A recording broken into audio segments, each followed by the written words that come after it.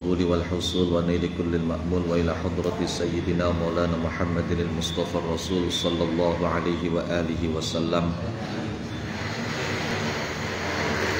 وإلى أرواح آله وأصحابه وأزواجه وذرياته وأهل بيته وسائر أتباع ملته من أهل سنته وجماعته خصوصا أولياء وصلحاء أمته وإلى أرواح جميع مؤسسي جمعية نهضة العلماء ورؤسائها شورية وتنفيذية ومعمريها ومساعديها ومن كان سببا في انتشارها وإلى أرواح جميع أصحاب المعاهد الدينية والمجالس العلمية السنية التي أسست على السنة والجماعة وإلى أرواح جميع مشايخنا ومعلمينا وأساتذنا ومن استفدنا عنده وإلى أرواح جميع مؤلفي ومصنف الكتب الشرعية وآلاتها خصوصا مؤلفي ومصنف الكتب التي تعلمنا وعلمناها ونخص خاصة إلى روح مؤلف متن الغاية والتقريب سيد الشيخ القاضي أبي شجاع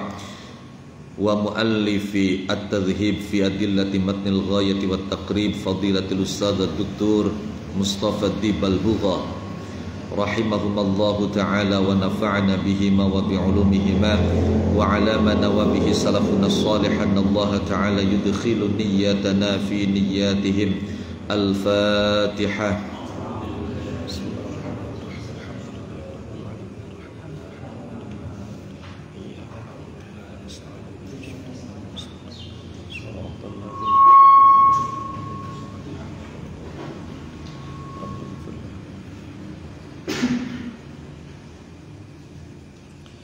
Bismillahirrahmanirrahim. Alhamdulillahi rabbil alamin. Iyyahu na'budu wa iyyahu nasta'in. Allahumma salli ala sayyidina Muhammadin salatan taj'aluna biha wa dhurriyyatana abna'ana wa banatina wa talamidana wa tilmidatina min ahli al-ilmi wal qur'ani batinan wa zahira wa tahsyuruna wa iyyahum biha ma'ibadika as-salihin ad-dunya wa ukhra wa ala alihi wa sahbihi wa sallim tasliman katsira. Amma ba'd, faqad qala muallif fasyarihu hadzal kitab rahimahumallahu ta'ala rahmatan wasi'ah wa radiya anhuma wa anna wa amaddana bi asrarihima wa fada alaina min barakatihima wa nafa'ana bihima wa bi ulumihima wa bi ulumi masyayikhina wa ulumi sa'ir ibadihi as-salihin fid darain amin ya rabbal alamin. Bismillahirrahmanirrahim. Faslun ay hadza tegese utawi kiku faslun fasal. Wa syara'itus salati qabla ad-dukhuli fiha khamsatu asya'. Taharatul a'dha'i minal hadathi wan najas wa satrul 'aurati bilibasin tahir wal wuqufu 'ala makanin tahir wal 'ilmu bidukhulil waqti wastiqbalul qiblati. Faslun ay hadza tegese utawi iki ku faslun fasal. Wa syara'itus sholati utawi piro-piro syarat sahih salat. Ada syarat sah, ada syarat wajib. Pada beberapa fasal yang sebelumnya sudah dijelaskan mengenai tentang syarat wajib. Maka wasyara'itus sholati pada fasal ini dipastikan yang dimaksud adalah syarat sah. Di dalam sholat ada istilah syarat, ada istilah rukun, ada istilah ab'ad, dan ada istilah hayat. Perbedaannya, syarat itu harus dikerjakan dan mesti dipertahankan sampai selesai. Ma wajaba wastamarra, wajib dilakukan dan harus terus dipertahankan sampai selesai. Contoh wudu harus dilakukan dan mesti dipertahankan sampai sholat itu selesai. Lah kok di tengah-tengah sholat wudunya batal, ya maka nggak sah sholatnya. Sedangkan rukun itu ma wajaba wanqata, sesuatu yang harus dikerjakan tapi kemudian terputus, selesai. Seperti misalnya baca Fatihah, setelah selesai baca Fatihah ya sudah, tidak terus sampai selesainya sholat. Jadi sekali dikerjakan. Sedangkan ab'ad ialah sebuah tuntunan yang ketika ditinggalkan maka dianjurkan untuk ditambal dengan sujud sahwi. Kemudian yang terakhir hay'at. Hay'at ialah sunnah atau anjuran di dalam sholat yang ketika ditinggalkan maka tidak ada anjuran untuk ditambal dengan sujud sahwi. Sementara ulama ada yang membuat perumpamaan sholat itu seperti tubuh manusia. Rukun-rukun sholat itu diumpamakan seperti kepala. Sehingga manusia tanpa kepala ya bukan manusia. Dedemit taran, jurik. Maka sholat tanpa rukun ya bukan sholat. Kemudian syarat itu seperti kehidupan. Seperti kehidupan yang harus selalu ada. Kemudian ab'ad itu diumpamakan seperti anggota-anggota tubuh, organ-organ tubuh.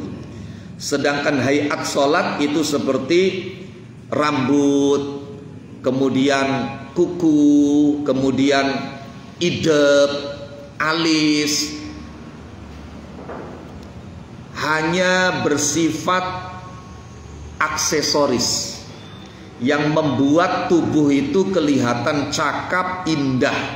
Tapi ketika itu tidak ada, maka tidak mempengaruhi penamaan dia sebagai manusia dan kehidupan dia sebagai manusia. Itu hayat. Wasyara itu sholati utai piro-piro syarat sahih sholat. Qabla dukhuli ing dalam sadurunge manjing, fiha ing dalam sholat iku khamsatu asya'a 5 piro-piro suwiji-wiji.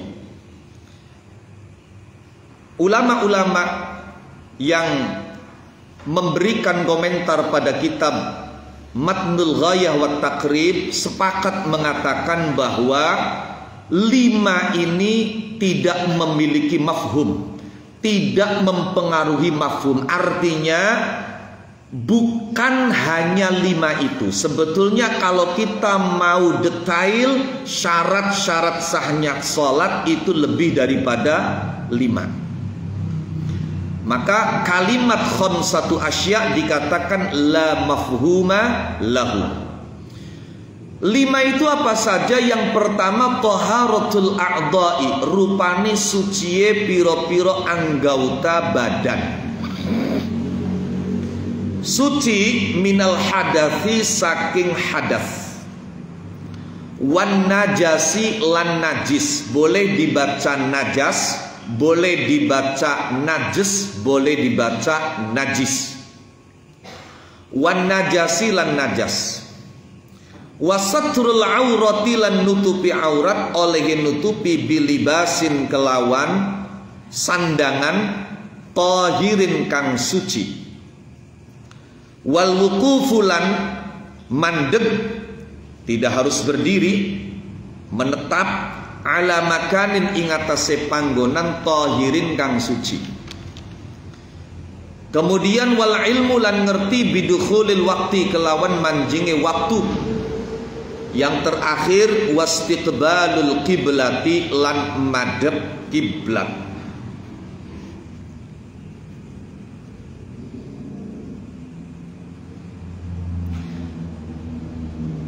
Bismillahirrahmanirrahim.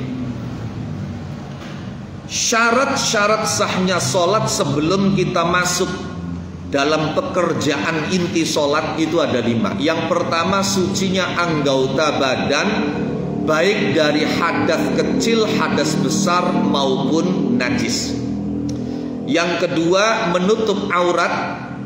Bagi laki-laki aurat itu antara pusar dan lutut. Pusar dan lutut itu tidak termasuk aurat.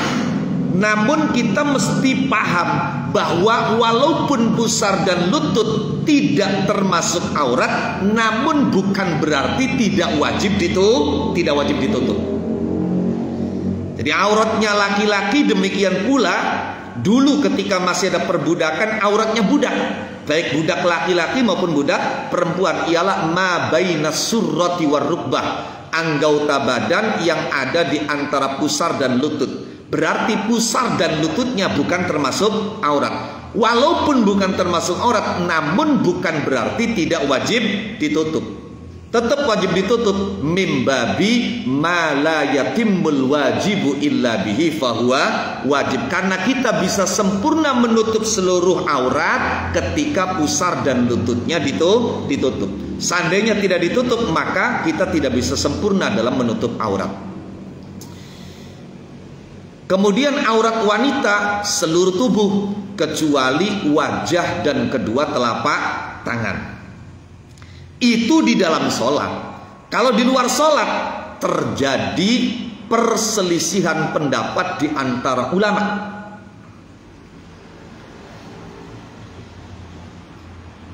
Pendapat yang muktamad, semua anggota badan tanpa terkecuali. Jadi dalam hal ini kita mesti mengakui bahwa mereka-mereka yang bercadar, kalau kita merujuk kepada pendapat ulama-ulama salaf, aimmatul madzahib, maka mereka menjalankan pendapat yang muktamad, pendapat yang kuat. Dan itu memang yang lebih bagus.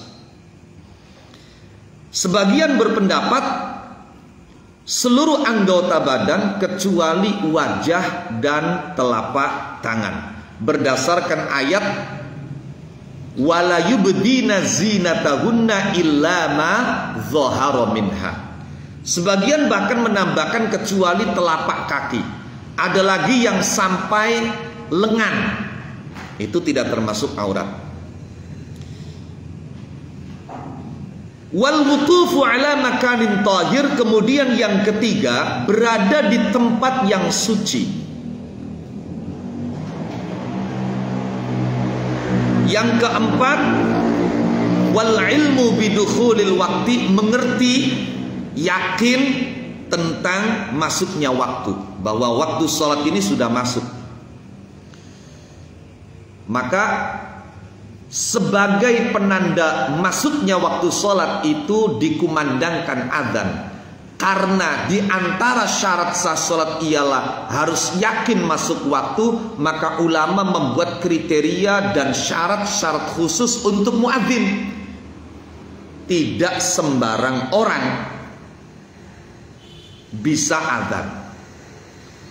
Kemudian yang terakhir, wastiqbalul qiblah, menghadap kiblat. Ini juga nanti akan kita jelaskan perselisihan atau perbedaan pendapat ulama mengenai menghadap kiblat itu, apakah harus betul-betul menghadap kepada bentuknya Ka'bah ataukah cukup menghadap pada arahnya Ka'bah.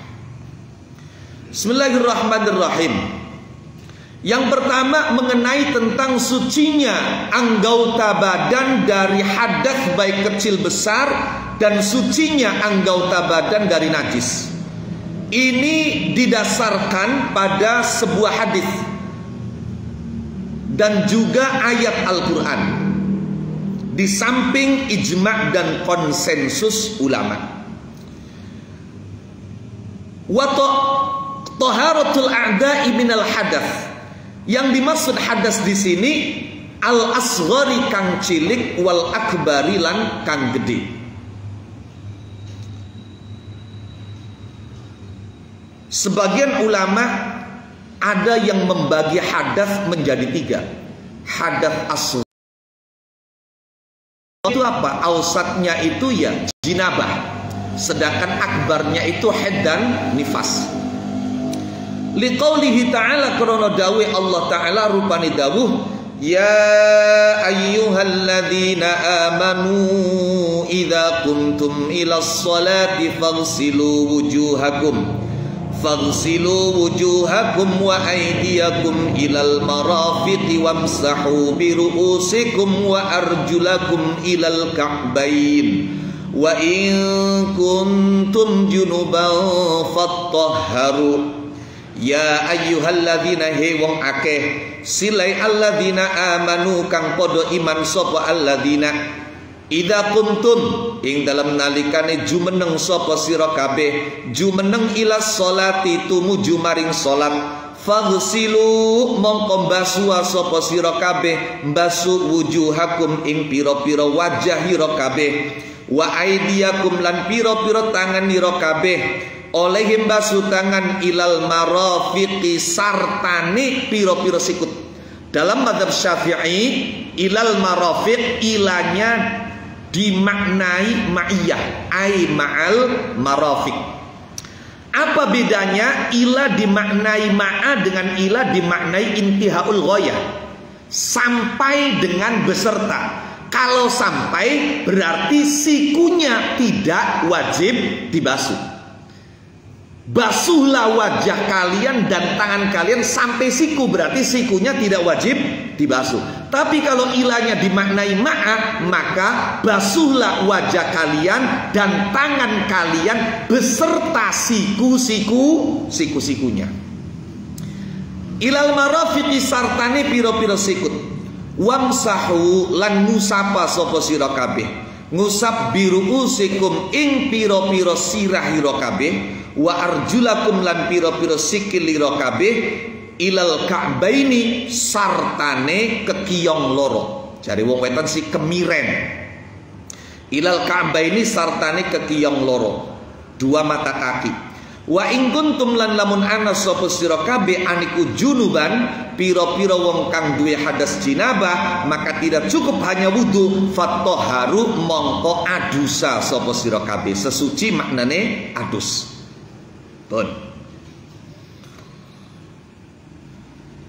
Bahwa orang sholat disyaratkan untuk keabsahan sholat sebelumnya dia harus sudah suci anggota badannya baik dari hadas kecil maupun hadas besar.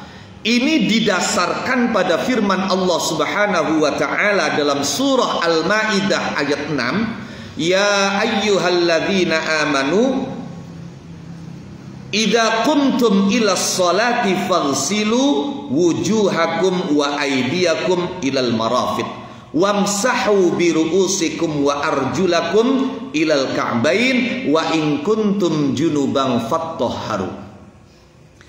Wahai orang-orang yang beriman, ketika kalian hendak sholat, maka basuhlah wajah kalian, basuhlah tangan-tangan kalian, berikut siku-sikunya, dan usap kepala kalian.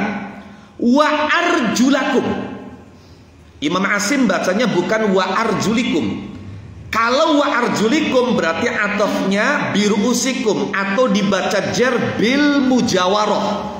Berarti kaki itu tidak harus dibasuh, cukup diusap. No. Imam Syafi'i mengatakan kaki itu termasuk anggota wudhu yang harus dibasuh. Ini didukung oleh bacaan Imam Asim yang membaca wa arjulakum. Berarti arjul itu atofnya ke wujuhakum. Wamsahu biru'usikum, usaplah kepala kalian, wa arjulakum, dan basuhlah kaki-kaki kalian berikut mata kakinya. Wa in kuntum junuban, apabila kalian punya hadas jinabah maka tidak cukup hanya wudhu, kalian mesti bersuci dengan cara mandi. Oke. Sejenak kita berhenti di sini. Ulama-ulama pakar ulumul Quran mengatakan bahwa surat Al-Maidah itu kategori surat Madaniyah. Surat Madaniyah itu artinya surat yang diturunkan pasca Rasulullah Sallallahu Alaihi Wasallam hijrah ke Madinah. Ayat yang memerintahkan wudhu ini salah satu dari surat Madaniyah. Kategori surat Madaniyah ayat madaniyah dikuatkan bahwa ada cara untuk mengidentifikasi sebuah ayat ini kategori ayat makkiyah atau ayat madaniyah. Jadi kalau ayat madaniyah adalah yang diturunkan pasca hijrah ke Madinah, kalau ayat makkiyah adalah ayat yang diturunkan sebelum hijrah. Oke. Salah satu yang dibuat untuk mengidentifikasi sebuah ayat ini kategori madaniyah ialah ketika ayat itu berbicara tentang rincian hukum syariat. Salah satunya lagi diawali dengan kalimat seruan kepada orang-orang yang beriman. Ya ayyuhalladzina amanu. Sebab ketika Rasulullah belum hijrah, itu ayatnya diawali bukan ya ayyuhalladzina amanu tapi ya ayyuhan nas. No.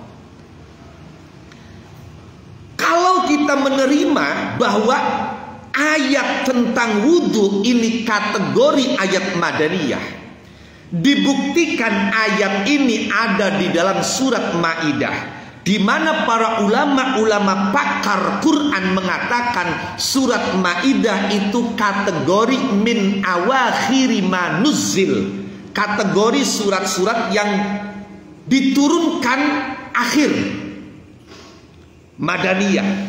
Ditambah lagi ayatnya diawali dengan ya ayyuhalladzina amanu. Kalau kita menerima bahwa ayat wudhu ini kategori ayat madaniyah, maka akan memunculkan sebuah pertanyaan besar. Karena semua ulama sepakat bahwa sholat 5 waktu diwajibkan sebelum Rasulullah Sallallahu Alaihi Wasallam hijrah, yakni setelah beliau mengalami kesedihan yang luar biasa, ditinggal wafat oleh sang paman Abu Thalib dan sebelumnya oleh istri Sayyidah Khadijah. Bahkan tahun itu dalam sejarah dikenal dengan sebutan Amul Huzn. Maka sebagai bentuk Allah ingin menghibur kekasihnya, maka pada tanggal 27 Rajab Rasulullah di Isra Mi'rajkan. Ini terjadi sebelum hijrah. Kalau ayat yang memerintahkan wudhu kategori madaniyah, sedangkan sholat adalah diwajibkan sebelum beliau hijrah, pertanyaannya, apakah sholat yang dikerjakan pra-hijrah itu tanpa wudhu? Nah, ini menjadi sebuah pertanyaan seperti itu. Maka ada cukup banyak jawaban yang dikemukakan oleh para ulama, di antaranya bahwa walaupun ayat yang mewajibkan wudhu turun setelah kanjeng Nabi hijrah, namun bukan berarti sholat-sholat yang dikerjakan oleh Nabi dan para sahabat di Mekah itu tanpa wudhu. Jadi tetap dengan wudhu. Itu dianggap jawaban yang paling tepat, ahsan. Tadi sedurunge wudhu diwajibakan, itu ya kanjeng Nabi sahabat wis biasa wudhu. Faghsilu wujuhakum, basuhlah wajah kalian, wa aidiakum, dan tangan-tangan kalian berikut siku-sikunya, usap kepala kalian dan basuh kaki kalian berikut kedua mata kakinya. Wamsahu biru'usikum. Allah tidak mengatakan wamsahu ru'usakum. Padahal kata kerja masaha itu dalam ilmu shorof, dalam ilmu lughat, itu kategori fi'il muta'addi, yaitu kata kerja yang bisa sampai pada objek tanpa harus menggunakan huruf jar. Kenapa Allah menyebutkan wamsahu biru'usikum, tidak langsung wamsahu ru'usakum? Itu dipahami oleh ulama-ulama mazhab Syafi'i bahwa ini mengisyaratkan bahwa membasuh kepala, mengusap kepala itu hanya sebagian saja, tidak harus keseluruhan. Cukup sebagian. Bagi yang kepalanya berambut, maka cukup dengan mengusap sebahagian rambut. Walaupun satu helai, yang penting rambut yang diusap adalah rambut yang masih ada dalam batas kepala. Jadi kalau rambut itu sudah keluar dari batas kepala, misalnya panjang, kemudian yang keluar itu yang kita usap, maka ini tidak cukup. Jadi yang masih ada dalam batas kepala.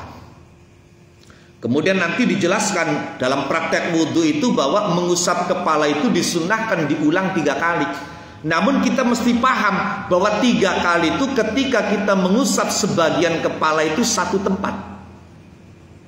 Misalnya sing diusap bangkene bae, maka 3 kali ini harus ini semua.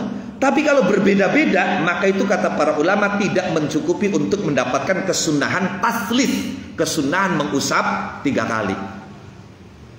Jadi dianggapnya hanya sekali. Bismillahirrahmanirrahim. Kemudian di samping suci dari hadas kecil dan besar, juga mesti suci dari najis. Apa dalilnya?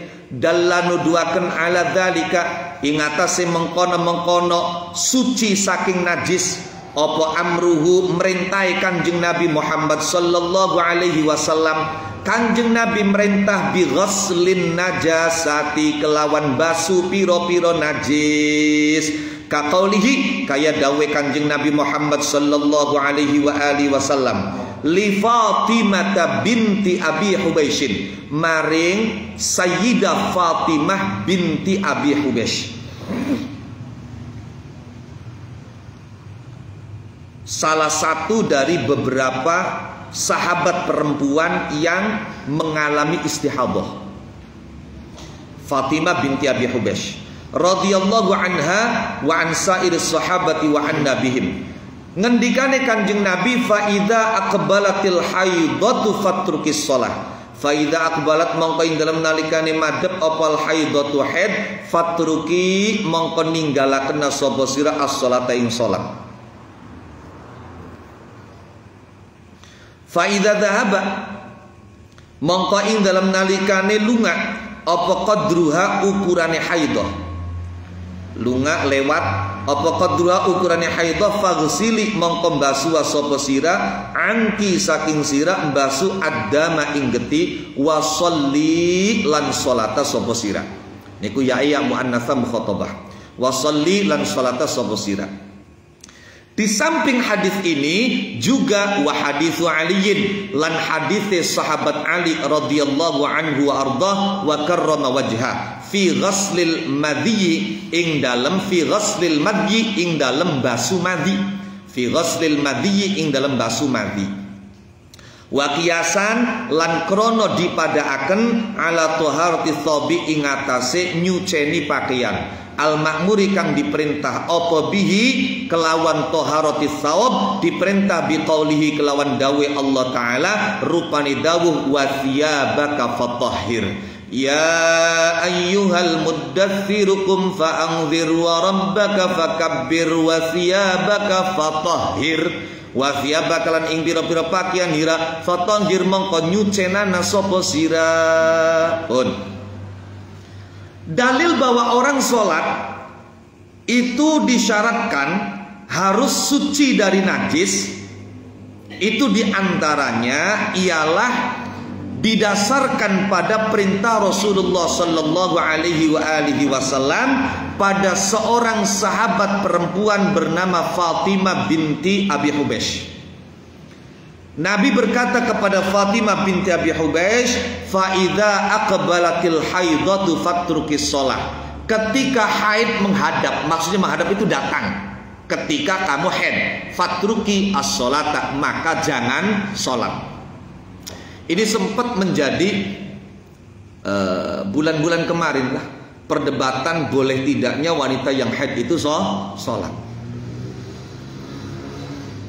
setelah ulama baik mutaqaddimin maupun mutaakhirin melakukan konsensus dan kesepakatan bahwa wanita haid haram melakukan sholat. Kemudian diutik-utik mana dalil yang mengharamkan. Faida akbaratil haidah fatrukis sholat. Maka ketika haid itu datang menghadap, tinggalkan sholat, jangan sholat. Faida dhahaba qadruha, apabila ukuran haid itu sudah lewat. Maksudnya apa? Waktu di mana kamu sebelum istihadah biasa haid itu sudah lewat. Jadi ini kisahnya Fatimah binti Abi Hubaisy itu mengadukan dirinya mengalami istihadah, yaitu keluar darah tanpa henti sampai lebih dari 15 hari, sampai berbulan-bulan. Nah ini kan bingung, haidnya berapa hari? Maka Nabi mengatakan, kalau waktu di mana kamu biasa haid itu tiba, ya kamu bersikaplah layaknya wanita haid, jangan sholat dan lain sebagainya. Nanti kalau kebiasaan itu sudah lewat, misalnya kamu sebelum istihadah 7 hari biasa haidnya itu sudah lewat, maka faghsili ankid dam, bersihkan darahnya, kemudian sholatlah. Juga didasarkan pada hadis Sayyidina Ali. Jadi Sayyidina Ali itu beliau adalah salah satu laki-laki yang madza. Madza itu sering keluar madhi. Ini kalau dalam pandangan seksolog gitu ya, orang yang memang memiliki libido seks yang tinggi, mudah terangsang. Nah Sayyidina Ali mengakui beliau itu madza, rajulun madza, orang yang sering keluar madhi.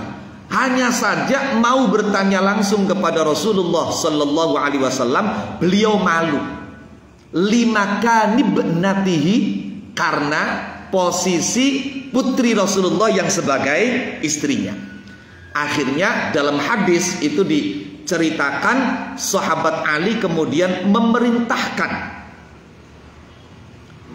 sahabat Al-Miqdad ibnul Aswad untuk bertanya kepada Rasulullah Sallallahu Alaihi Wasallam.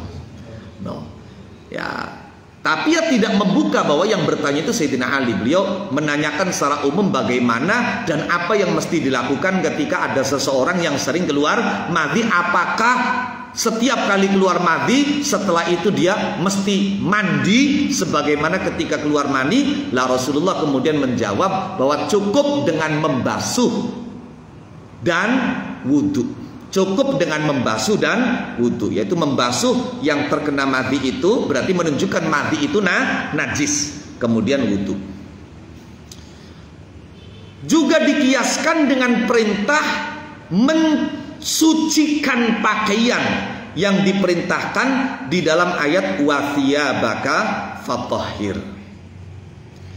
Pakaian sing dinggo baik kudu suci, apa maning anggota badan yang digunakan langsung untuk sholat. Baik, selanjutnya wasatrul aurati bilibasin tahir, menutup aurat dengan pakaian yang suci. Tadi saya sudah mengklasifikasikan aurat laki-laki, aurat budak baik laki-laki perempuan, kemudian aurat wanita di dalam dan di luar sholat. Nah, menutup aurat ini dengan pakaian yang suci. Endi dalile? Liqaulihi ta'ala, karena dawuh Allah ta'ala rupani dawuh khudhu zinatakum inda kulli masjid. Khudhu ngalapo sapa sira kabeh zinatakum ing pepaisi sira kabeh inda kulli masjidin ing dalam sandinge saben-saben masjid. Qala ngandika sapa Ibnu Abbas sing sahabat Abdullah bin Abbas radhiyallahu anhu mardhahuma, al muradu tekang dikarepaken bihi kelawan zina iku athiyabu pira-pira pakaian fi sholati dalam salat. Mughnil Muhtaj juz 1 halaman 184. Loh. Pertama, dalilnya menutup aurat dengan pakaian yang suci, ayat khudzu zinatakum inda kulli masjid. Ambillah perhiasan kalian setiap kali kalian sholat. Ibnu Abbas menjelaskan yang dimaksud dengan zina itu adalah pakaian. Jadi artinya ini merupakan perintah bahwa ketika kita sholat kita wajib menutup aurat, wajib mengenakan pakaian yang menutupi aurat. Padahal zina itu kalau diartikan secara bahasa ya, itu asal maknanya adalah perhiasan. Ya ini juga merupakan isyarah wong kapan sholat iku ya nganggo pakaiane sing pantes. Kan nganggo pakaiane sing pantes. Aja pun sih sembayang, masya Allah nganggo kaose ana gambar wonge, ana tulisane coblos kumisku. Iya, masya Allah. Kadangkala dirangkepi, no iya kelambi ning jabai ramyang. Jadi bakal pas ngadeg ya tetepe katon tulisan Ajinomoto. Iya. Zina sing pantes lah, sing pantes wong salat iku madhep karo Allah. Wa rawalan ngriwayataken sapa Tirmidzi. Wa hassana lan ngarani Hasan sapa Tirmidzi ing hadis an Aisyah saking Sayyidah Aisyah radhiyallahu anha wa an sairi ummahatil mukminin wa an nabihin. Qalat ngandika sapa Aisyah, qala ngandika sapa Rasulullah Kanjeng Rasulullah sallallahu alaihi wa alihi wasallam, la tuqbalu salatul haidi illa bi khimar. La tuqbalu ora diterima apa salatul haidi, salate wong wadon kang wis baligh. Haid maknane wong wadon kang wis baligh. Illa bi khimarin, kecuali kelawan nganggo kerudung. Jadi maknanya kalau kepala saja mesti ditutup, apalagi anggota tubuh yang lain. Itu mafhumnya seperti itu. Wal haidu te maknane haid ikwal balighu kang baligh. Lianna hakran sunne baligh iku balagot tumeka sapa baligh tumeka sinnal haidi ing usia haid, ing umur haid. Wal khimaru utai maknane khimar iku ma perkara tughati kang nutupi bihi kelawan ma sopal mar'at wong wadon nutupi ra'saha ing sirahe mar'ah. Jadi khimar itu kain yang digunakan perempuan untuk menutup kepala. Kalau istilah kita di sini ya kerudung. Kerudung itu khimar. Wa idza wajabalan ing dalam nalikane wajib apa satru ra'si nutupi sirah fasatru ghairihi mangko utawi nutupi liyane ar-ra'si iku aula luwih utama, lebih-lebih. Mafhum aulawinya kalau kepala saja ketika salat mesti ditutup, apalagi yang di bawah kepala yang lain. Wa dallala nuduaken ala hadza ing atase iki satri ghairi apa ma hadis rawakan riwayataken hu ing masal Bukhari Imam Bukhari an Aisyah saking Sayyidah Aisyah radhiyallahu anha wa an sairi ummahatil mukminin wa an nabihin qalat ngandika sapa Aisyah laqad kana yakti teman-teman anak sapa Rasulullah Kanjeng Rasulullah sallallahu alaihi wa alihi wasallam anaiku yusolli salat sapa Kanjeng Rasul al-fajr ing salat subuh. Fayashhadu mongko nyakseni ma'ahu ing dalam sertane Kanjeng Rasul sapa nisaun pira-pira wong wadon minal mukminati saking pira-pira wong wadon kang iman. Oleh nyakseni mutalaffiatin hale pira-pira kang kerubutan kemulan kerubutan. Mutalaffiatin hale pira-pira kang kerubutan atau kemulan fi murutihinna ing dalam piro-piro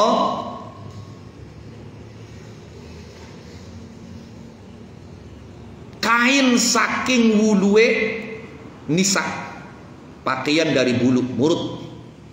Summa yarji'na mongko kari-kari balik sapa nisa ila buyutihinna maring piro-piro umay nisa ma ya'rifu ora weru hunna ing nisa sapa adun wong suwiji. Jadi mereka pulang dari jamaah subuh bersama Nabi itu keadaannya masih gelap, ditambah lagi mereka pulang itu dalam keadaan kerubutan pakaian, tertutup. Mutalaffi'atin fi murutihin, ai mutalaffifatin tegese hale piro-piro kang kerubutan kemulan bi aksiyatihinna kelawan piro-piro sandangane nisa. Wal lifa'u te maknane lifa' iku saubun pakaian yujallalu kang den kerubuti kang den kemuli bihi kelawan saub opal jasadu awak kulluhu ya sekabehane jasad. Wa dalilu istirati kauniha utawi dalil disyaratake anae siap aneku tahiratan suci iku qauluhu dawe Allah taala rupane dawuh wa thiyabaka fatahhir.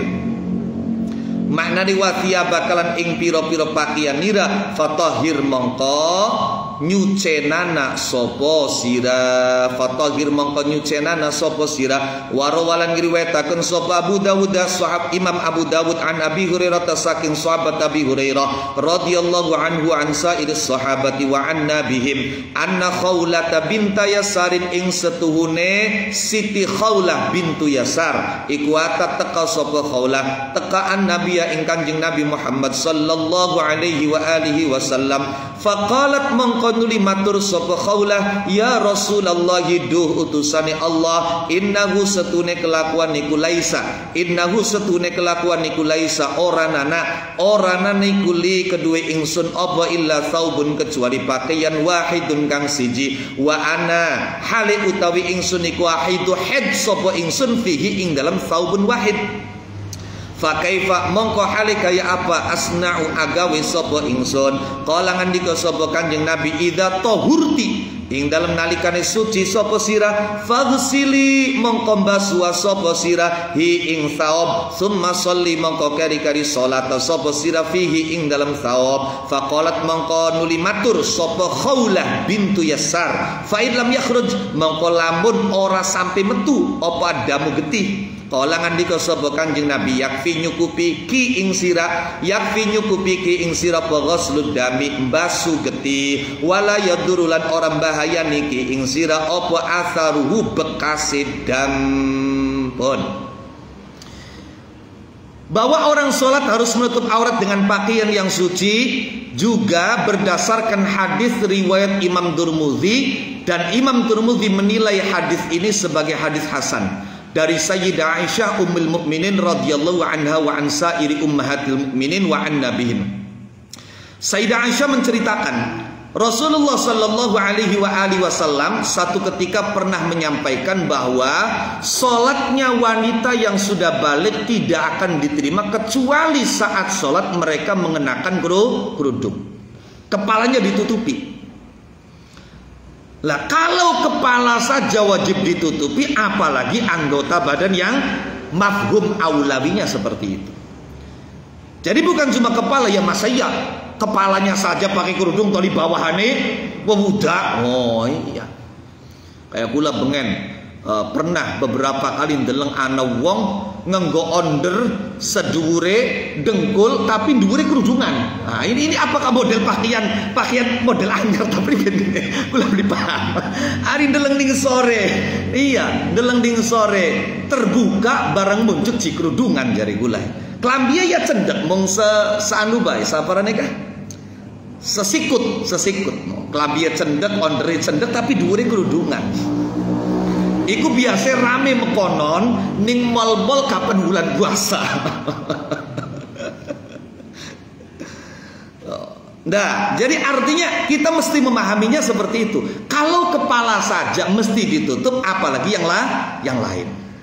Bahwa yang lain juga mesti ditutup itu ditunjukkan oleh sebuah hadis yang diriwayatkan oleh Imam Bukhari juga dari Sayyidah Aisyah.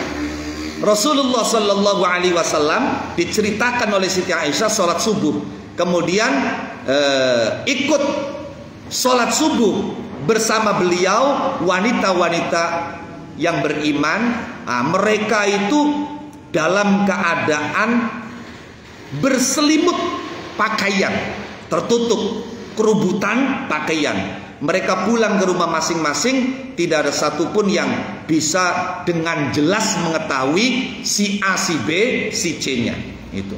Jadi karena masih gelap juga tertutup. Oke. Kemudian bahwa pakaian yang digunakan menutup aurat itu mesti suci, itu dalilnya ayat wa thiyabaka fatahhir. Kemudian saya ingin sampaikan begini, bahwa ulama-ulama juga menyebutkan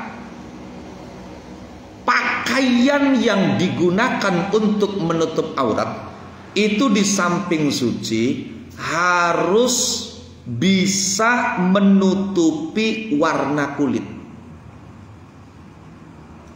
sehingga pakaian yang transparan itu tidak cukup untuk menutup aurat. Bagaimana seandainya tidak transparan tapi sempit, merketet? Nah, secara fikih makruh. Orang sholat dengan pakaian yang terlalu kecil, terlalu sempit, itu makruh, sebagaimana dia mengenakan pakaian yang terlalu lebar. No. Itu makruh. Kenapa makruh? Karena mengganggu kekhusyuan sholat. Ya kan, tentu apalagi orang yang tidak betah dengan panas itu kan. Kalau pakaiannya terlalu sempit kan, ya dia boro-boro bisa khusyuk. Panas, gerah. Nah itu. Namun dikhawatirkan pakaian yang memperlihatkan lekuk-lekuk tubuh itu masuk dalam ancaman sebuah hadis yang menyatakan bahwa kelak akan bermunculan wanita-wanita yang berpakaian namun mereka hakikatnya telanjang. Rubba kasiyatin ariyat. Banyak orang yang berpakaian akan tetapi dia telanjang. Ini dimaknai oleh beberapa ulama bahwa yang dimaksud ialah pakaian dia menutupi aurat, tidak transparan, akan tetapi terlalu sempit dan kecil sehingga memperlihatkan lekak-lekuk tubuh. Warwa Abu Dawud dan Abi Hurairah. Imam Abu Dawud juga meriwayatkan sebuah hadis dari sahabat Abi Hurairah radhiyallahu anhu wa an sa'iris sahabati wa an nabihim. Sesungguhnya seorang sahabat wanita bernama Khala binti Yasar datang kepada baginda Nabi Muhammad sallallahu alaihi wasallam, kemudian matur, "Ya Rasulullah, sesungguhnya aku hanya punya satu pakaian." Masya Allah, uang zaman pengen pancen. Tadi uang zaman sekian lamun ora pada syukuran kayak kenemenen sebenarnya. Nyatane kula sampeyan niku tambah tahun bagian muni kiyen naik kan naik, nyatane urip dibanding zaman mungkin tambah enak sekian. Ya coba kula cilik baik singarane kapan gawe mie sebungkus iku barengan kanggo wong seumah. Banyu wae sing diakei. Loh, iya zaman mungkin. Ya Allah. Singarane tuku klambi anyar beli bisa tiap tahun. Bahkan dianggap masih bagus, jarang dinggo yang pader masih bagus wis saja tuku maning ya. Zaman banget. No. Yang wong mangkat sekolah jarang sih nganggo sepatu. Iya. Pokoknya sendali bener bae untung. Sendali bener untung. Ngake-ake sendal gawis beli bener Jakarta Bandung. Ah iya. Toli sing ngarane celana bisa diketimangi jarang, wong sugih sing celana bisa diketimangi. Iya. No, sing rada sugih ya nganggo tali rapia. Loh, malah sing go anu gedebogan kah? Masya Allah ya. Enggak, artinya ini untuk mukorona, untuk perbandingan. Sementara ini kita sering yang kita dengar selalu ngeluh. Ya Allah, manusia kok ngeluh bayantem. Sok dikomparasiakan karo keadaan zaman ini. Ya Allah. Iya. Tase, iya plastik kresek. Orang tas gue plastik kresek. Iya. Wadah gue wadah, buku gue wadah. Masya Allah. Jadi ketika ini mesti kalau kita tidak menjelaskan kepada anak-anak sekarang bahwa masa lalu kita seperti itu, mereka ngaji seperti ini, itu bertanya betul loh. Masa ya wong klabi mung siji sok wong siji wong klabi wani beli kanggo wani. Loh iya. Memang seperti itu keadaannya dulu seperti itu. Dulu seperti itu. Zaman kita pun kita bisa melihat orang yang Masya Allah luar biasa. Pakaiannya bilok ganti-ganti kuwen-kuwen baik.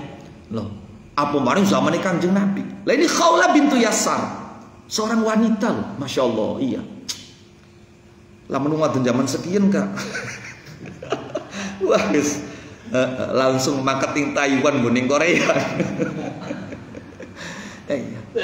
Khawlah binti Yasar mengadu kepada Nabi, ya Rasul, saya hanya punya satu pakaian dan saya haid itu mengenakan pakaian tersebut. Maka ketika haid saya berhenti, apa yang mesti saya perbuat? Maka Rasulullah menjawab, ketika kamu sudah suci, basuh bajumu itu yang kena darah haid, itu basuh. Nah, ini menunjukkan bahwa orang sholat itu harus suci dari najis, kemudian sholat. Lah kemudian Khawlah bertanya lagi, seandainya darahnya tidak sampai keluar dan mengenai pakaian, jadi hanya pada organ kewanitaannya saja, maka ya kalau tidak sampai mengenai pakaian ya sudah, kamu cukup membasuh darah itu, dan kalaupun bekasnya tidak bisa hilang semua nggak ada masalah, kamu langsung pakai pakaian itu. Jadi kalau pakaian itu tidak terkena darah ya maka berarti tidak najis. Oke. Kemudian yang ketiga, wal wuqufu ala makanin tahir. Setelah yang kedua syarat sah salat ialah menutup aurat dengan pakaian yang suci, yang ketiga ialah berada di tempat yang suci. Ende dalile dalan nuduhaken ala zalika ing atase mengkono-mengkono al wuquf ala makanin tahir, apa amruhu merintah Kanjeng Rasulullah sallallahu alaihi wa alihi wasallam. Merintah bisabbil ma'i kelawan ngucuraken banyu ala baulil a'rabiyyi ing atase uyuwe wong badui. Maksudnya sih bekas ya, bekas uyuwe wong badui fil masjid ing dalam masjid. Wa qiyasan lan krana dipadaken ala taharati thawbi ing atase suci pakaian. Di awal-awal kita sudah pernah menjelaskan tentang dulu ada kejadian seorang pedalaman, seorang badui bernama Dzulkhuwaisirah. Itu ke masjid, kemudian dia kencing di salah satu bagian masjid. Ketika akan diherdik oleh para sahabat, maka mereka dilarang oleh Nabi, jangan dihardik, biarkan sampai selesai.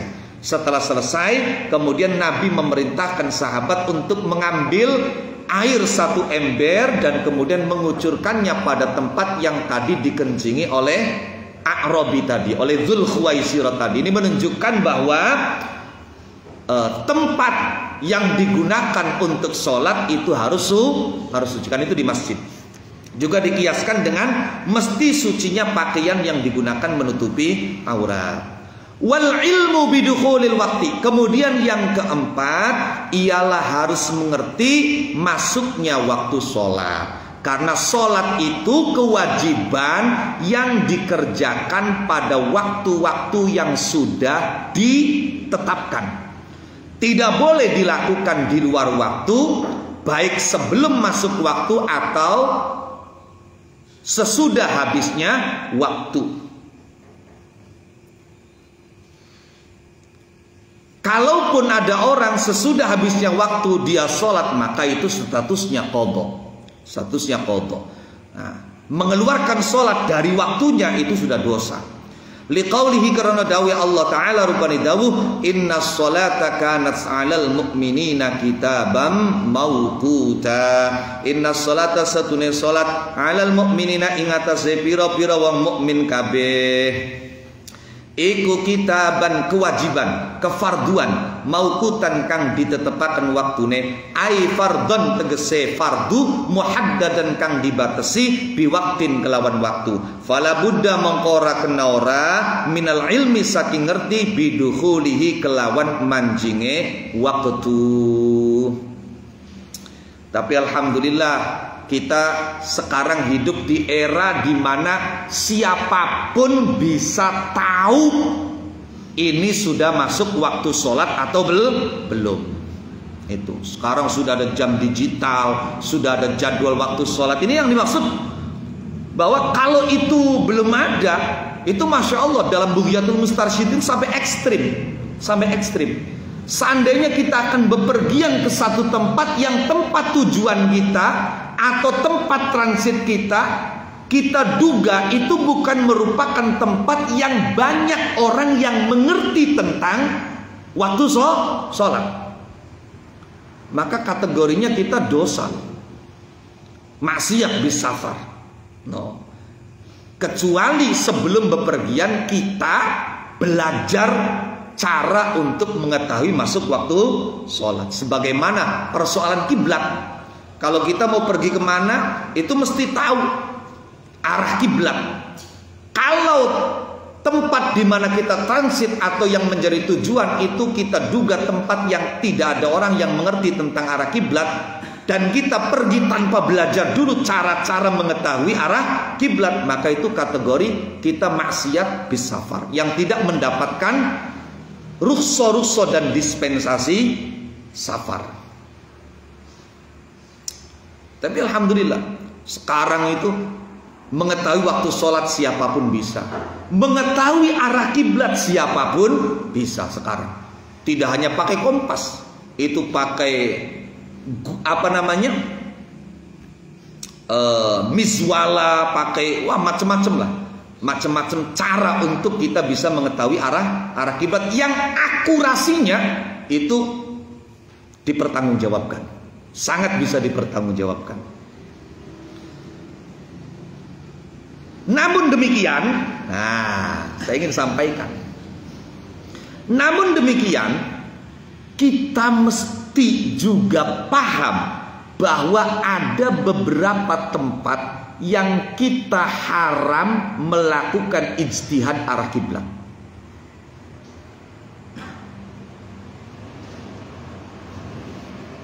Salah satunya adalah masjid Nabi di Madinah dan masjid yang pernah digunakan sholat oleh Nabi. Kita tidak boleh mengukur dan mengijtihadi arah kiblatnya ini masih sesuai atau tidak, itu nggak boleh, haram itu. Sudah. Wis baget Madinah yus kiblatnya seperti yang dulu dibuat kiblat oleh Rasulullah SAW. Sebab Masya Allah, entah siapa yang memulai, saya kurang paham, tapi itu sudah dikritik oleh banyak ulama. Itu konon Masjid Kuba itu kiblatnya melenceng dari Ka'bah. Masya Allah. Padahal Masjid Kuba itu salah satu masjid yang rutin diziarahi oleh Nabi, dan Nabi sholat di situ.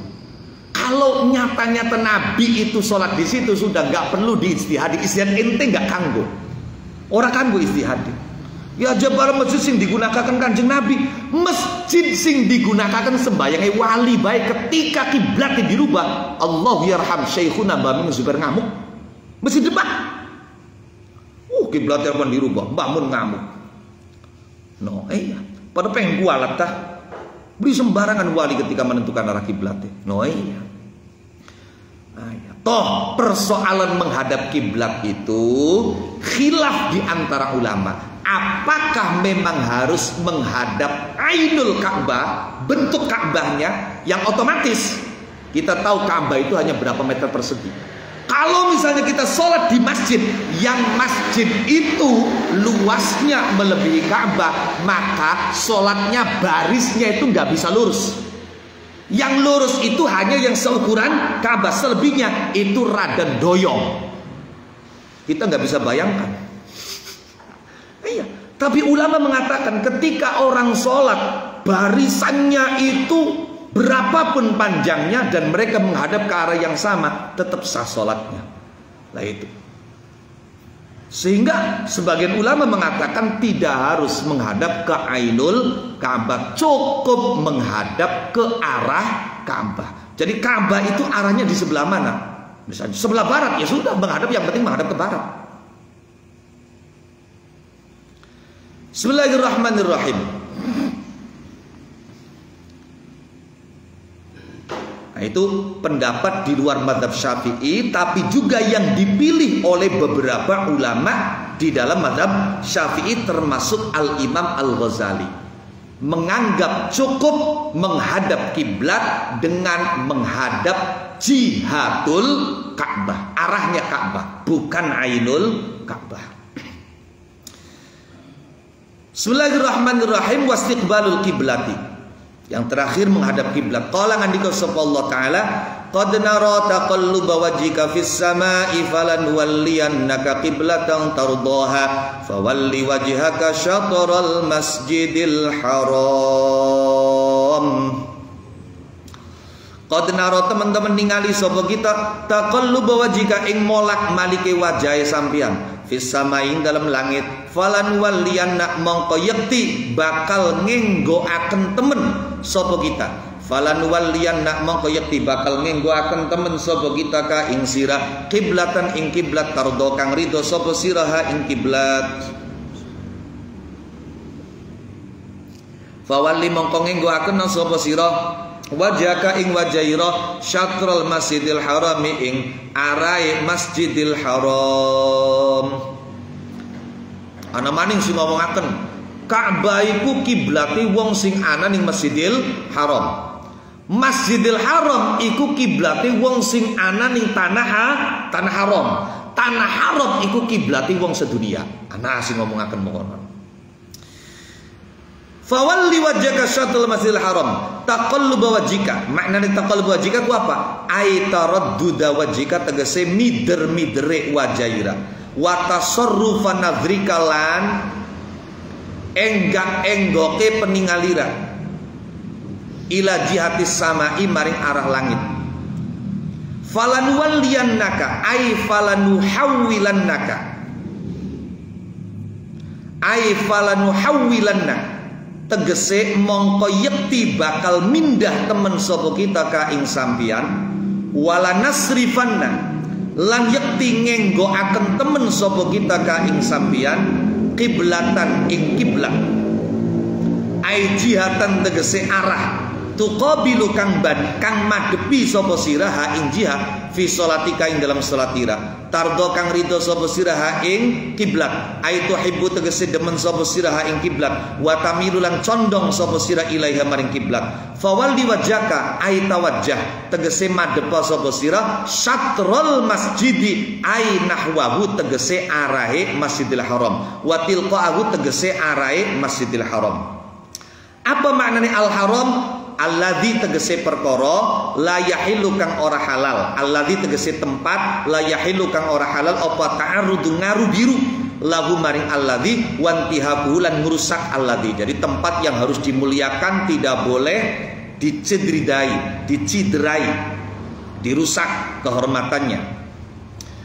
Warawalan diriwayataken sahih Bukhari wa Muslim fi haditsil muslim, dalam haditse wong kang blesakaken salatahu ing salati al musik, annahu ing sunne Kanjeng Nabi Muhammad sallallahu alaihi wasallam iku kala ngandika sapa Kanjeng Nabi lahu maring al musik, idza qumta ing dalam nalikane jumeneng sapa sira ila salati maring salat, fa asbir mongko nyempurnaken sapa sira al wudu ing wudu, sumastaqbil mongko keri-keri madhep sapa sira al kiblat ing kiblat, fakabbir mongko nuli takbiratul ihram sapa sira. Wal muradu tekang dikarepaken bil masjidil haram iklan masjidil haram fil ayatin dalam ayat, wabil kiblat lan kelawan kiblat fil hadis dalam hadis, iku al ka'batu ka'bah, iku al ka'batu ka'bah. Rawang riwayataken sapa Bukhari wa Muslimun anil Barra ibn Azib saking sahabat al Barra bin Azib radhiyallahu anhu wa an sa'ir sahabati wa an nabihim qala ngandika sapa al Barra kana ana sapa Rasulullah Kanjeng Rasulullah sallallahu alaihi wasallam aniku salat sapa Kanjeng Rasulullah nahwa Baitul Maqdis ing arahe Baitul Maqdis, sittata asyara ing dalam 16 au sab'ata asyara atau 17 apane syahron bulan. Jadi Kanjeng Nabi niku sedurunge pas ning Madinah niku salate madhep ning Baitul Maqdis 16 atau 17 bulan. Wa kana lan ana sapa Rasulullah Kanjeng Rasulullah sallallahu alaihi wasallam aniki yuhibbu demen sapa Kanjeng Rasul ayyuwajjaha ing nyento diadepaken sapa Kanjeng Rasul nahwal Ka'bati ing arai Ka'bah. Fa anzala mongko nurunaken sapa Allah qad nara ing ayat qad nara taqalluba wajhika fis sama' fatawajjah mongko nuli madhep sapa Kanjeng Nabi nahwal Ka'bati ing arai Ka'bah. Pun loh, wastiqbalul qiblah. Dari ceritanya Kanjeng Nabi ketika teng Madinah 16 ada yang menyebutkan 17 bulan Kanjeng Nabi sholat menghadap Baitul Maqdis. Beberapa ulama mengatakan bahwa itu dilakukan oleh Nabi sebagai strategi untuk menarik hati dan simpati orang-orang Yahudi. Bukannya mereka simpati, bukannya mereka tertarik, malah itu menjadi bahan olok-olokan mereka. Muhammad itu junior, kita yang senior. Nyatanya sholatnya Muhammad menghadap ke masjidnya kita. Jadi justru Nabi maksudnya untuk menarik perhatian mereka malah diolok-olok oleh mereka. Dan Nabi sendiri sebetulnya ingin sekali seandainya sholat itu menghadap ke kiblat pertama, ke masjid pertama yang ada di atas bumi, yaitu ke Ka'bah. Maka saat itu diceritakan oleh ulama-ulama ahli tafsir, ulama-ulama sejarah, Nabi itu sering kepalanya didongakkan ke atas. Dalam hati ingin didatangi malaikat Jibril, dan malaikat Jibril membawa perintah agar sholat menghadap Ka'bah.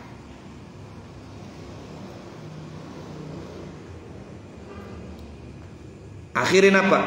Turun ayat qad nara taqalluba wajhika fis sama falanwalliyannaka qiblatan tardaha fawalli wajhaka syatrul masjidil haram. Saya melihat wajahmu yang bolak-balik mendongak ke atas langit, maka saya palingkan kamu ke kiblat yang kamu ridhoi, yang kamu cintai, yang kamu sukai. Hadapkan wajahmu ke arah Masjidil Haram. Turun ayat ini saat itu Nabi sedang sholat zuhur, baru dapat 2 rakaat di sebuah masjid. Turun ayat ini yang memerintahkan Nabi untuk menghadap Ka'bah, fawalli wajhaka syatrul Masjidil Haram. Maka Nabi langsung putar arah. Nabi langsung putar arah menghadap ke Ka'bah. Loh, jadi sholat yang dikerjakan Nabi 2 rakaat pertama masih menghadap Baitul Maqdis, 2 rakaat kedua itu menghadap Ka'bah. Maka masjid itu sampai sekarang disebut dengan Masjid Qiblatain. Ada di Madinah, masjid 2 arah kiblat, karena pernah digunakan sholat oleh Nabi, dan dalam satu sholat Nabi menghadap kedua arah kiblat. Itu namanya Masjid Qiblatain. Juga perintah menghadap kiblat ini didasarkan pada hadis riwayat Imam Bukhari, Imam Muslim, mengenai tentang ada orang yang sholat dan buruk sholatnya. Akhirnya oleh Nabi ditegur, "Sholli fa innaka lam tusolli." Sholat, kamu belum sholat. Akhirnya dia sholat. Selesai menghadap Nabi, kata Nabi, "Sholli fa innaka lam tusolli." Sholat lagi, kamu belum sholat. Sampai berkali-kali. Dalam riwayat itu disebutkan 3 kali. Akhirnya laki-laki ini menyerah. "Ya Rasul, ma uhsinu ghairu hadza." Saya tidak bisa lebih bagus dari ini. Fa'alimni, maka ajarkan sholat yang seperti apa mestinya. Akhirnya kemudian Nabi mengatakan, "Idza qumta ila shalah fa asbighil wudu, tsumma istaqbilil qiblah, fakabbir," dan seterusnya. Hadisnya panjang ini. Itu diajarkan oleh Nabi. Ketika kamu hendak sholat, maka wudhu dulu yang sempurna. Setelah wudhu sempurna, menghadap kiblat, kemudian takbiratul ihram, kemudian dijelaskan tentang kewajiban tumaknina dan seterusnya. Nah, oke. Di situ ada perintah Nabi summastaqbilil kiblat, hadap kiblat. Oke. Lah ternyata setelah Kanjeng Nabi sholat madhep ning Ka'bah, yo tetep diolok-olok maning. Tadi angel si pancen ya, pegawiane ngolok-ngolok, komentar, glendeng. Dari lamun beli mekonen kaya wong culula-cululu di duwe pegawian pancen. Loh iya. Maka dalam Al-Quran dikatakan, sayaqulus sufaha'u minan nasi ma wallahum an qiblatihimul lati kanu 'alaiha.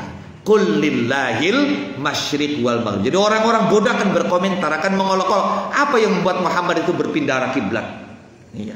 Jawaban soal salat madhepe mende wetan kulon lor kidul dike Gusti Allah. Salat iku ora kudu ning Baitul Maqdis, ora kudu ning endi, apa jare Gusti Allah. Jadi ketika saya salat madhep Baitul Maqdis itu karena perintah Allah, sekarang saya pindah ke Ka'bah itu juga karena perintah Allah. Perintah Allah, sebab diisukan Kanjeng Nabi ketika menghadap Ka'bah itu Nabi sedang merindukan tempat kelahirannya. Muhammad kangen pengen balik ning tempat kelahirannya, sampai sholatnya akhirnya madhepe mana lah itu. Maka qul lillahil masyriq wal maghrib. Wetan kulon lor kidul dike Gusti Allah. Salat iku dudu soal madhep mende-mende, tapi madhep sesuai kang diperintahkan ning Gusti Allah. Pun wa yajuzu tarkul qiblati fi halataini. Fi syiddatil khawfi wa fin nafilati fis safari 'alar rahilah. Sekedik malih. Wa yajuz lan menang apa tarkul kiblati, ninggal madhep kiblat. Fi halateni ing dalam keadaan loro. Fi syiddatil khawfi rupane ing dalam waktu banget wedi. Wa fin nafilati lan ing dalam salat sunnah, fis safari ing dalam lelungan, oleh salat sunnah 'alar rahilati ing atase dhuwur tumpakan. Fi syiddatil khauf min qitalin, nyatane perang, wa ghairihi lan liyane qital. Idza kana ing dalem nalikane ana apa sababu sebab aniku mubahan diwenangaken. Liqaulihi ta'ala, krana dawuh Allah taala, rupane dawuh fa in khiftum farijalan au rukbana. Maknane fa in khiftum mongko lamun wedi sapa sira kabeh, farijalan mongko hale pira-pira kang lemaku jalan kaki, au rukbanan atau pira-pira kang numpak. Ai ilam yumkin, tegese lamun ora kongang kum ing sira kabeh pantu sallu nyentos salat sapa sira kabeh, salatan kalawan salat kamilatan kang sempurna, li khaufin krana wedi, wa nahwihi lan padane khauf, fa sallu mangko salat sapa sira kabeh kama tayassara, kaya oleh dadi gampang apa sallu lakum maring sira kabeh, musyatan hale pira-pira kang lumaku, ala arjulikum ing atase pira-pira sikilira kabeh, auraqibina ta pira-pira kang numpak, ala dawabikum ing atase piro hewan tumpakane sira kabeh. Kala ngandika sapa Ibnu Umar, sahabat Abdullah bin Umar radhiyallahu anhuma wa an sair sahabati wa an nabihim, maknane mustaqbilil qiblati hale piro-piro kang madhep kiblat, au ghaira mustaqbiliha atawa ora piro-piro kang madhep kiblat. Kala ngandika sapa Nafi, Imam Nafi mengkomentari perkataan Ibnu Umar, la ora ningali sapa kita Abdullah bin Umar ing sahabat Abdullah bin Umar, zakara ingkang nutur sapa Abdullah bin Umar, zalika ing mengkono-mengkono mustaqbilil qiblati au ghaira mustaqbiliha illa an Rasulillah, kecuali saking Kanjeng Rasulullah sallallahu alaihi wa alihi wasallam. Rawang riwayatakan sapa Al-Bukhari an Jabir saking sahabat Jabir bin Abdullah radhiyallahu anhu an sayyid sahabat wa an nabihim. Qala ngandika sapa Jabir, kana ana sapa Rasulullah, Kanjeng Rasulullah sallallahu alaihi wasallam, aniku yusolli salat sapa Rasulullah ala rahilati ngatasi tumpakane Rasulullah, haitsu tawajjahat ing dalam sekirane madhep apa rahilah. Wa fi riwayatin lan iku tetep ing dalam riwayat liyan nahwal masyriqi utai lafat nahwal masyriq, makna nahwal masyriqi ing arah wetan. Fa idza arada mongko indra nalikane ngarepaken sapa Kanjeng Rasul al fardhatain salat fardu nazala mongko mudhun sapa Kanjeng Rasul mudhun sing tumpakane fastaqbala mongko nuli madhep sapa Kanjeng Rasul al qiblat ing kiblat. Wa fi riwayatin lan iku tetep ing dalam riwayat liyan an Ibnu Umar saking sahabat Abdullah bin Umar radhiyallahu anhu wa ardhahuma wa an sa'ir sahabati wa nabiyyin kana yusalli tilafat kana yusalli manane kana sapa Rasul lan iku yusalli salat sapa Rasul fis safari ing dalam lelungan pun. Mau syarat sahih salat sing nomor 5 madhep kiblat. Nah, ternyata madhep kiblat itu boleh tidak dilakukan dalam dua kondisi. Yang pertama dalam kondisi yang sangat takut, sangat khawatir. Misalnya perang. Perang ning kene tidak mesti perang orang banyak. Ya termasuk misalnya gulet 1 lawan 1 duel. No, misalnya atau kemudian kita lagi sholat tiba-tiba ada rampok masuk ke rumah kita misalnya, syiddatul khauf. Atau misalnya pas kita lagi sholat tiba-tiba ada ular yang mau menerkam kita misalnya. No, aja pun sih toli menang baik, sebagian mumpung lagi sembahyang dipatuk jadi patuk bro, mumpung lagi sembahyang lah, ya beli, lari nggak apa-apa. Gempa misalnya syiddatul khauf, gempa. Oh, tiba-tiba gendeng wis rigang, ada. Metu, beli batal sembahyangnya. Boleh tidak menghadap kiblat dalam dua keadaan. Yang pertama, dalam keadaan yang sangat takut. Baik itu karena perang atau yang lain, ketika memang penyebab ketakutan itu penyebab yang diperbolehkan. No, jadi misalnya ora sebab perangi gulete gara-gara senggolan waktu joget ning organ dudukuan. No, iya. Atau apa yang dibolehkan. Ini didasarkan pada firman Allah, fa in khiftum farijalan aw rukbana. Kalau kalian takut maka salatlah sebisanya, baik dengan jalan kaki atau di atas kendaraan.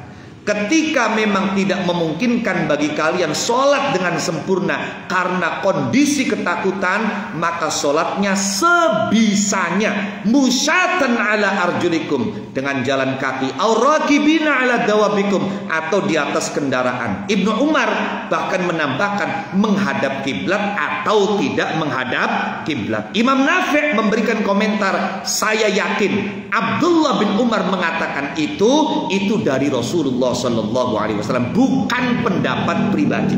Oke. Kemudian yang kedua, boleh tidak menghadap kiblat ketika kita sholat sunnah di atas kendaraan dalam keadaan bepergian, dan tidak harus bepergian jauh, bepergian dekat nggak apa-apa, dari sini ke Indramayu misalnya. Loh, kita di atas kendaraan. Nah, pas tiba waktu sholat duha, ya sudah sholat duhanya di atas kendaraan. Itu boleh tidak menghadap kiblat. Diriwayatkan oleh Imam Bukhari dari sahabat Jabir bin Abdullah. Sahabat Jabir menceritakan Rasulullah Sallallahu Alaihi Wasallam sholat di atas kendaraannya, beliau menghadap ke arah di mana kendaraan beliau menghadap ke situ. Riwayat lain bahkan menyebutkan beliau menghadap ke arah timur. Namun ini hanya untuk sholat sunnah. Nabi ketika ingin sholat fardu, maka beliau turun dari keadaannya, dari kendaraannya, kemudian sholat dengan menghadap kiblat ketika akan sholat fardu. Nakif huna wallahu a'lam bishawab. Al-Fatihah. Bismillahirrahmanirrahim.